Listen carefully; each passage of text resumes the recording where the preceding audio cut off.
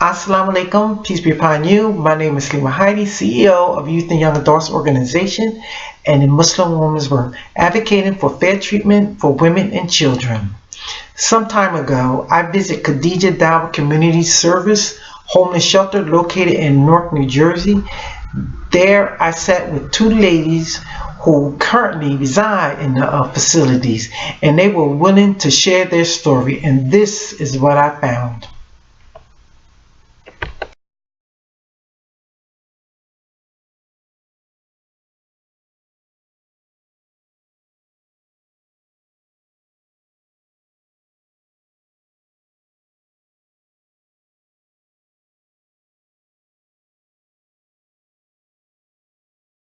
Shelter. Lost a job, um, eviction, domestic violence, um, husband leaving. Is a lot of reasons why sisters come to shelters. And sometimes they don't even uh, know where Islamic shelters is. They'll go to a Christian shelter. Mm, okay. Alhamdulillah, thank you for responding. And would you like to add to that? Um, Other reasons are because some family members are kind of difficult when it comes to you being Muslim and a non-Muslim, and they have set rules in their atmosphere, and it's like they're willing to help you if you would do what they prefer for you to do in their homes when you know you are not supposed to do that because you are only a slave to Allah subhanahu wa ta'ala. Okay, thank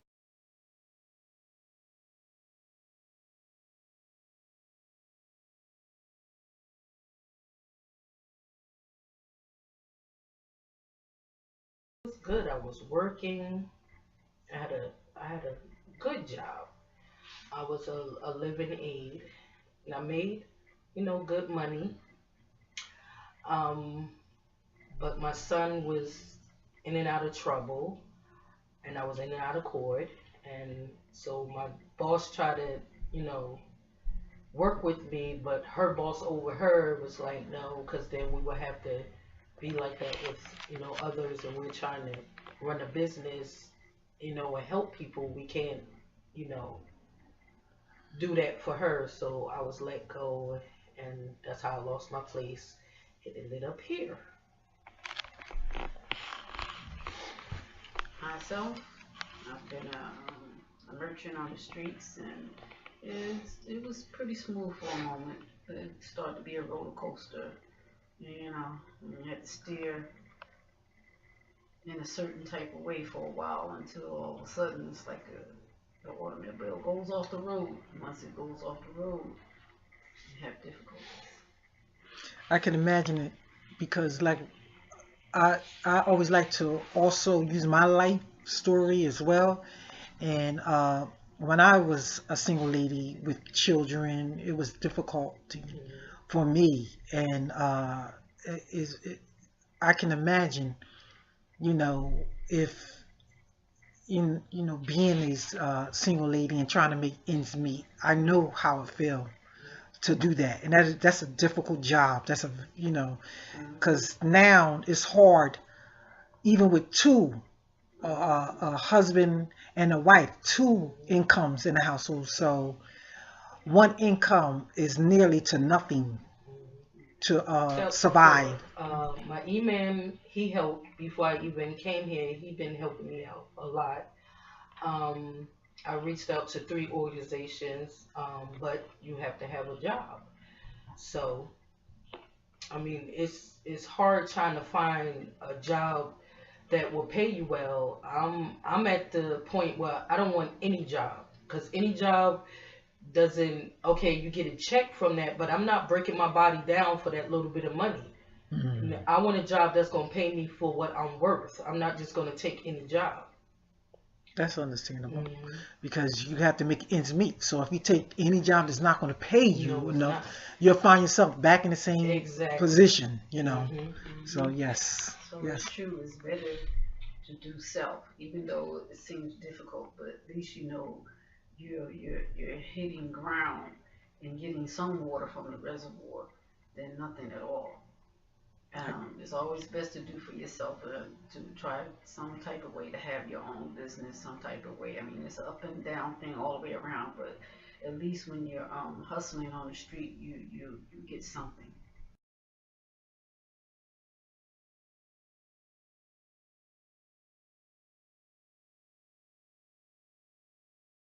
So you would say the process here is easy, difficult, Oh, it's very easy. easy. It's easy and difficult at the same time due to the people who are not obeying the guidelines. Well, no, that difficulty part is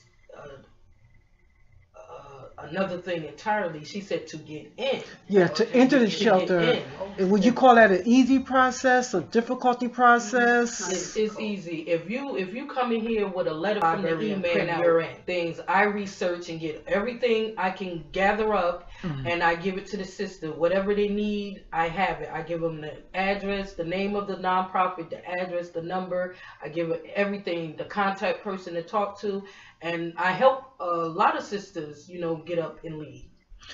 Okay, so that's the services that's being done here at the shelter, maintained. In terms of the electric, the gas, the food. Is it something that y'all have to band together and pay for, or is it free? Once you enter the shelter. She does the One of electric and gas. the reasons why I'm doing this interview and making this video is to let people know that you who listens and watch this video, that this shelter is at risk of being lost.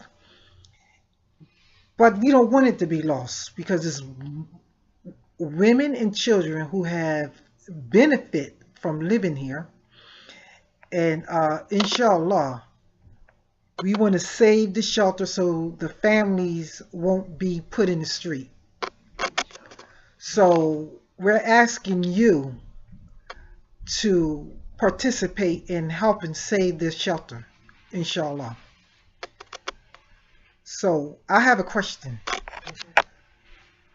If anyone who would like to participate in saving this shelter has been here for about 5 years, Six. about 6 years, and many women has come in and out of the shelter. All walks of life. We have not just Muslim women, but it's mostly primary Muslim women. Primary Muslim women. And then we have Christian, we have women from American women, we have African American women, we have women from Pakistani, Syrian, Palestine. We have many women that come through the shelter. So this shelter is open for all types of women, not just Muslim women and Christian women, all types, immigrants. And so, again, my primary reason for doing this video is to make aware that this shelter is at risk of being lost, and we need you to help us save this shelter. Inshallah, you can do that by donating. And I would let one of the residents, one of the ladies who I'm interviewing, give us the information to how you can participate by donating to the shelter.